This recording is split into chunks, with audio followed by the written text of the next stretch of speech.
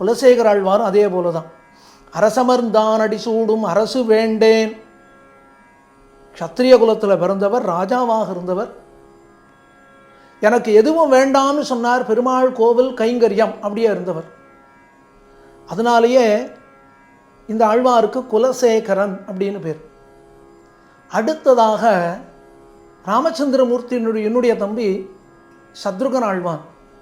அந்த சத்ருகனன் எப்படின்னா பரதனை தவிர வேற யாரையும் அவனுக்கு தெரியாது. பரதன் எங்கே போனாலும் பரதனோடையே போகிறவன். பரதன் யார்? ராமச்சந்திரமூர்த்திக்கு ரொம்ப நெருக்கமானவன். ராமச்சந்திரமூர்த்திக்கு அந்தரங்கமான கைங்கரியம் பண்ணுறவன். அந்த ராமச்சந்திரமூர்த்திக்கு கைங்கரியம் பண்ணக்கூடிய பரதாழ்வானையே தனக்கு தெய்வமாக கொண்டவன் யார்? சத்ருகன் ஆழ்வான்.